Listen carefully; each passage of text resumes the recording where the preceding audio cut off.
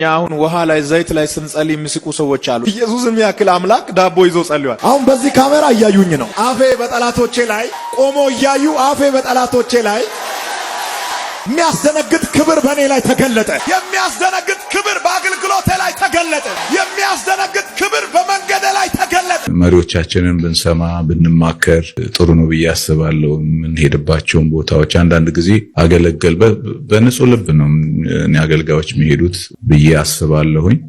ግን ቆም ብሎ ማሰቡ ምንድነው እያደረኩ ያለሁት እየሰራ ያለሁት ትክክለኛውን የእግዚአብሔርን ቃል ትምህርት ነው ፕሮሞት እያደረኩ ያለሁት ወይም ደግሞ የሆነ የተሳሳተ መንገድ ነው? በተለይ ደግሞ እንደዚህ ሰዎች የሚሰሙን መዝማሪዎቻችንን የሚሰሙ ወይንም ስብከቶቻችን አገልግሎታችንን ብዙ ሰዎች የሚከታተሉ ሰዎች ከሆነን ጥንቃቄ ያስፈልጋል ብዬ አምናለሁኝ። ምክንያቱም ራሴን ብቻ አይደለም ማሰብ ያለብኝ።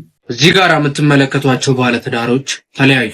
ነገር ያሳለፍኩ ነው ብዬ ብነግራችሁ ምንም ለውጥ የለውም። ጭንቀት ከማጋባት ውጪ ችግር የሚፈታው እግዚአብሔር ነው። ለእግዚአብሔር መናገር፣ ለሰው መናገር ትናንት እንዲነበረች ከማለት ውጪ ሰው በእናንተ እዚህ ጋር የምትመለከቷቸው ባለትዳሮች ተለያዩ። እሱ መቼም ቢሆን እንደሷ አይነት ሚስት አያገኝም። እሷም ብትሆን የምትሰራው ስራ ቢኖር ነው እንጂ እሱ ትቷት አይሄድም ነበር። ሴት ሁሌም ነገረኛ ነች። ወንድ ልጅ ደግሞ ሚስቱ ከወለደች በኋላ ለሚስቱ ያለው ፍቅር ይቀንሳል። እሱ ነው ትቷት የሄደውን ብላችሁ ላይቭ ላይ በመቀመጥ ብዙ አይነት ወሬ የምታወሩ ሰዎች እንዳላችሁ እየተመለከትኩ። እነዚህ ባለትዳሮች እኛ ሳናቅ መለያየታቸውን ይፋ አድርገው ይሆን? የምታውቁት መረጃ ካለ ላኩልኝ። እስካሁን ባየሁት ግን መለያየታቸውን እርግጠኛ የሚያደርግ ምንም አይነት መረጃ ሲተላለፍ ወይም ደግሞ እዚህ ሚዲያ ላይ አላየሁም። እውነት መለያየታቸው ከሆነ እንደዚህ የሚያደርጋችሁ ጸልዩላችሁ። እኔ በድሮ ቸርቾች ውስጥ በዝማሬ አገለግላለሁ። ነገር ግን በአሁኑ ዘመን የመጡ ነቢያት የከፈቱት ቸርች ለአገልግሎት ተጠርቼ ከሆነ በማገለግልበት ቤተክርስቲያን ውስጥ ካሉ መሪዎቼ ወይም አብረውኝ ከሚያገለግሉ ወዳጆቼ ስለዛ ቸርች ወይም ስለዛ ቤተክርስቲያን ሁኔታ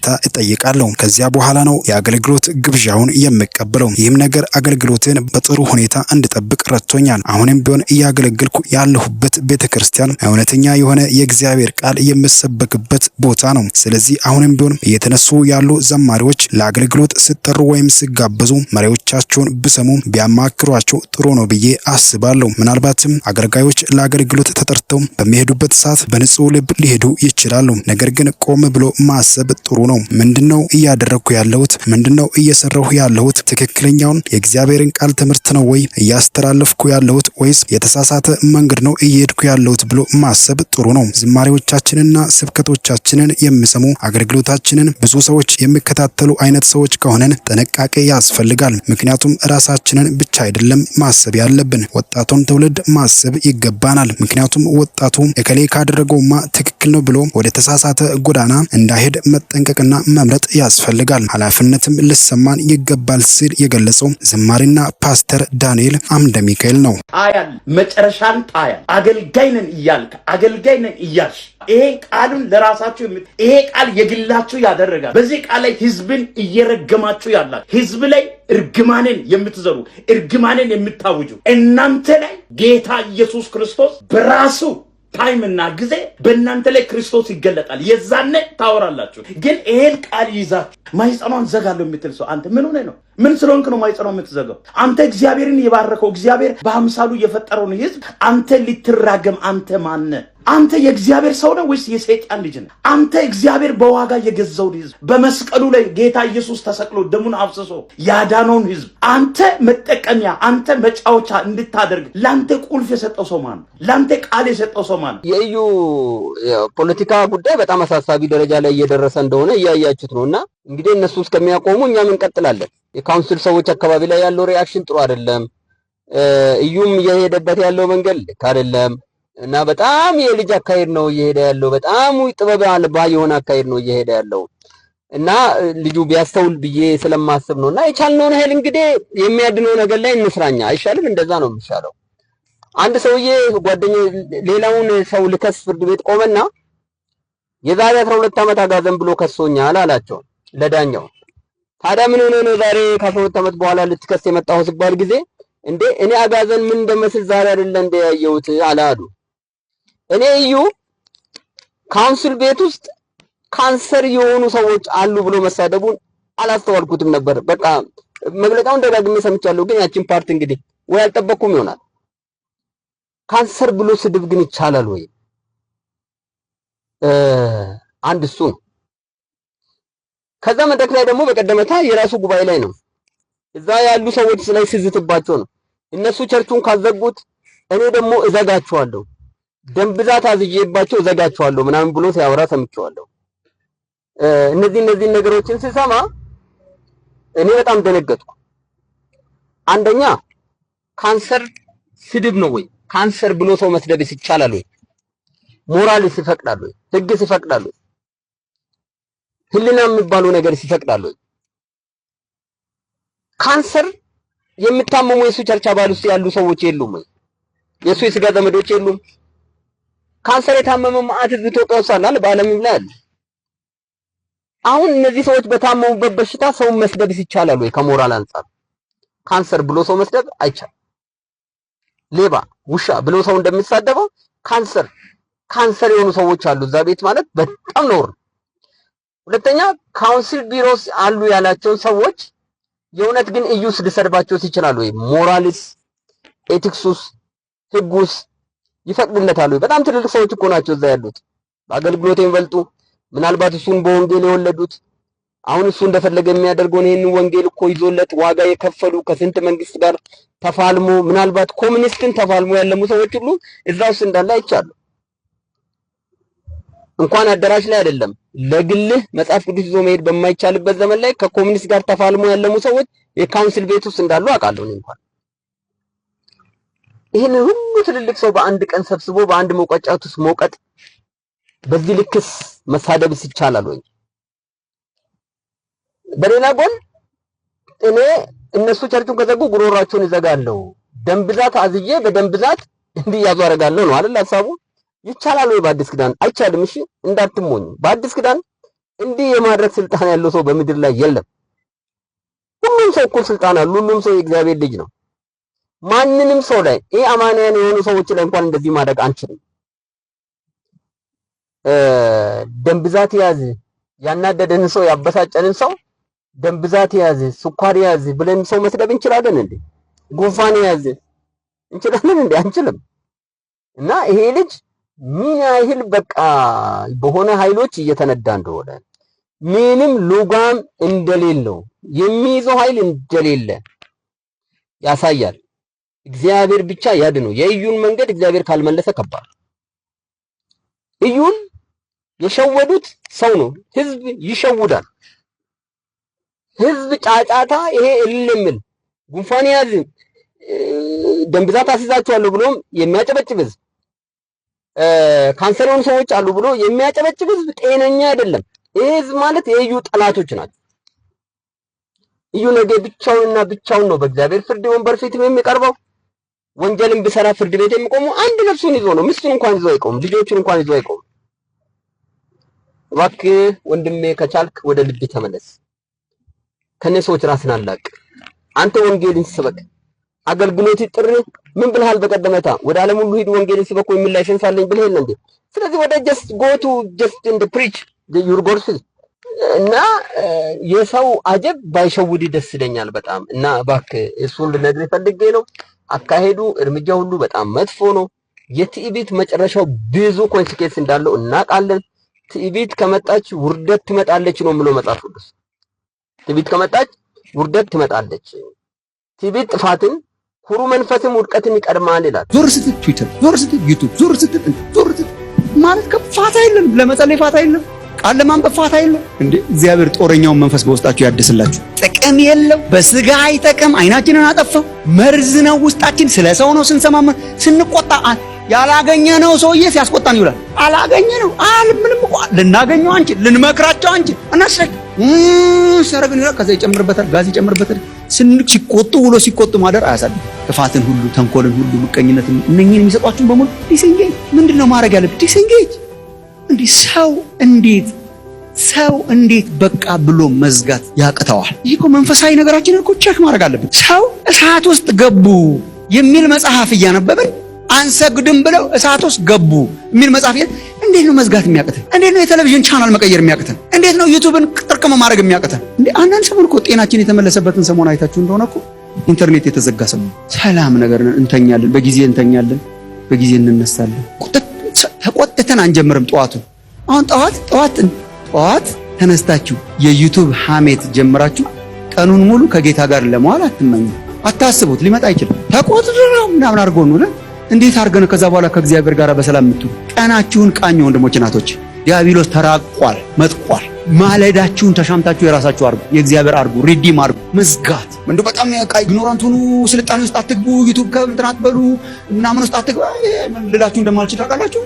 ማረግም የለባችሁ ግን የማይጠቅምን ነገር ማስወገድ፣ አጥልሎ መመገብን ተማሩ። በቃ ደንበኛ አላቸው ማለት ነው። በቃ ደንበኛ አላቸው። በቃ አንዳንዱ ስታዩ ደግሞ እሺ አንድ ሁለት ጊዜ እሺ የሆነ ነገር በተደጋጋሚ እኮ አዲክቲቭ እኮ ስለሆነ በጣም አዲክቲቭ ስለሆነ ማስወገድ አቅቶናል። እኔ በዚህ ዘመን እነ ጳውሎስ እነ ጴጥሮስ ቢኖሩ የሚያወሩን ይሄን ነው። ቲክቶክ አለ ምን ፋታ አጣን። አሁንማ እንደው ለማደግ ለማሰብ ራሱ ፋታ አጣን። ዲያብሎስ አራቀቀው። መዝጋት ተማሩ፣ ሻዳውን ማድረግ ተማሩ፣ መቀነስ ተማሩ፣ መጾም ተማሩ። ግን መጾም እስቲ ከስልክ ጾማችሁ ታውቃላችሁ? እስቲ ሞክሩት። አንዴ ከክትፎ መጾም ቀላል አይደል እንዴ? እንደሞር ከቁርስ ከምሳ መጾም የእውነት ቀላል ነው። የእውነት እስቲ አንድ ቀን ዝም ብላችሁ ሞክሩት። 2-3 ቀን አድርጉት። ማለት ስልክም የለም፣ ቲቪም የለም፣ ዩቲዩብም የለም፣ ቲክቶክም የለም፣ ዜናም አልሰማም፣ ምንም የለም። ዓለም ምን ላይ ምን እየተካሄደ እንደሆነ ሳላውቅ አውቃ ምን አረከሽ? እስከዛ እግዚአብሔር ወደ አሏር እንደ እየሄዱ ያለው እሺ ምን እሺ አሁን እኮ የዓለም ተቆጣጣሪ ዓለም እንዴት እንደሆነች ሳልሰማ እሺ ብትሰማስ? እንደውም አለመስማት እኮ እግዚአብሔርን ያከብራል። እኔ አይደለሁም ተቆጣጣሪው። መስማት ሪፖርት መስማት የለብኝም። ዛሬ ማታ ገብቼ እኔ ነገ ጠዋት አላስተዳድረው። የሚያስተዳድረው በሰማይ ያለው ነው። እንዴ በጣም እኮ ባለቤትነት እኮ ክሌም እያደረግን ነው። I have to know everything በዚህ ዓለም ላይ እየተካሄደ ያለውን ነገር so what you're going to change things። ሰንበትን የሰጠው እግዚአብሔር የአምልኮ ምልክት አድርጎ ይሆን ወይ ብዬ አስባለሁ። አንዳንድ ጊዜ ምን ማለት ነው የአምልኮ ምልክት? ለቅቅ ያለው ሁሉንም ላንተ አልሰራምም፣ አላወራምም፣ መንገድም አልሄድም፣ እንትንም አላረግም። እሺ ማለት ሰንበት ማለት እኮ አንተ ነህ እያስተዳደርከው ያለ ማለት እኮ። እኔ በጣም የሚገርመኝ እግዚአብሔር በየ7 ዓመት ሲያሳርፉ ምድርን በጣም ልብ የሚለው 6ኛው ዓመት ላይ ደብል ይሰጣቸው ነበር። የሚቀጥለው ዓመት ባያመርቱም የሚኖሩበት ቀጥሎ ያሉትን ዓመታት ከበር የሚያደርግ ነገር ያደርግ ነበር። it's like trust ማድረግ እኮ ነው እግዚአብሔር። እስቲ ወገኖች አንዳንድ ጊዜ አትስሙሽ፣ አንዳንድ ጊዜ አታውሩ፣ አንዳንድ ጊዜ ወሬ መስማት አቆሙ። የምን ምልክት ነው? I just trust እግዚአብሔር። ሰምቼ የምለውጠው ነገር የለም። I trust እግዚአብሔር። መስማት ያለብኝ እኔ ያልሰማል። በቃ እኔ እንጃ። እኔ እዚህ ላይ እንኳን ላሳድራችሁ ይችላል። ይበቃችሁ። የእውነት ዲስኢንጌጅ ማድረግ ተማሩ። I just disengage። ሁሉን በእኩልነት መስማትም ማየትም የለብኝም። ማቆም ይቻላል፣ በእግዚአብሔር ጸጋ ይቻላል። ዲስኢንጌጅመንት ይጠይቃል። ኢንጌጅመንት ባወራ ይሻላል። መልቀቅ ያስፈልጋል፣ መያዝ ደግሞ ያስፈልጋል። አስወግዳችሁ ብቻ ብሎ አያቆምም። ክፋትን፣ ተንኮልን፣ ግብዝነትን፣ ቅንዓትን፣ ሐሜትን ሁሉ አስወግዳችሁ ጌታ ቸር መሆኑን ስለቀመሳችሁ እናንተ በመዳናችሁ እንድታድጉ ይላል። ለመዳን በእርሱ እንድታድጉ አሁን እንደተወለዱ ሕፃናት ተንኮል የሌለበትን የቃልን ወተት ተመኙ ይላል። ተንኮል የሌለበትን መንፈሳዊ መብል ደግሞ ተመኙ ይላል። ዲስኢንጌጅ እግዚአብሔር የሌለበትን ነገር፣ የእድገታችንን ጸር የሆኑ ነገሮችን መጣል፣ አንቀው የሚይዙ ነገሮችን መጣል። ኢንጌጅ ምን ላይ? መንፈሳዊ መብል ላይ፣ ሊያሳድጉ የሚችሉ መንፈሳዊ መብል ላይ፣ የቃልን ወተት ላይ። የቃልን ወተት ተመኙ ይላል። ከዛ እንደውም ወደ ታች ስትወርዱ ያው ጊዜ ስለሌለን ሳምራይዝ ማድረግ አለብን እንጂ ዝም ብሎ ቃል ይሄ መጽሐፍ ቅዱሱን ብቻ ሳይሆን ወደ ታች ስትወርዱ ኢቭን ወደ እርሱ እየቀረባችሁ ይላል። ስናነባይታችሁ እንደሆነ ወደ እርሱ ወደ ሕያው ድንጋይ እየቀረባችሁ መንፈሳዊ ቤት ለመሆን ተሰሩ ይላል። ኦፈሪንግ ለማቅረብ መንፈሳዊ ቤት ለመሆን ተሰሩ፣ እየቀረባችሁ ተሰሩ ይላል። ያው ግንበኞች ሲሰሩ አይታችኋል። ግንበኞች ድንጋይ እያቀረቡ ነው የሚጠርቡት። እናንተ ግን ሕያዋን ድንጋዮች ናችሁ ይላል። ሕያዋን ድንጋዮች እንደመሆናችሁ ሕያዋን ድንጋዮች ማለት ነው ሕይወት ያላቸው ድንጋዮች ስለሆናችሁ እየቀረባችሁ ወደ እርሱ እየራቃችሁ ከዛኛው እየቀረባችሁ ወደ እርሱ ያብዛላችሁ እግዚአብሔር።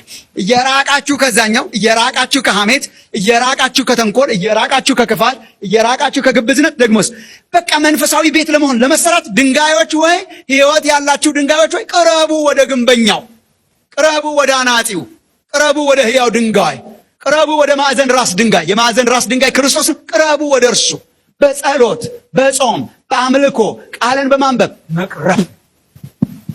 ዲስኢንጌጅ ክፋትን ሁሉ ኢንጌጅ ተንኮል የሌለበትን የቃልን ወተት። አንድ ይሄ የእግዚአብሔርን ቃል የተመለከተ ነው። የእግዚአብሔርን ቃል የተመለከተ ነው። እግዚአብሔርን ቃል መጠማት፣ ቃሉን መብላት፣ መንፈሳዊ መብል መብላት፣ ተንኮል የሌለበት የቃልን ወተት ተመኙ።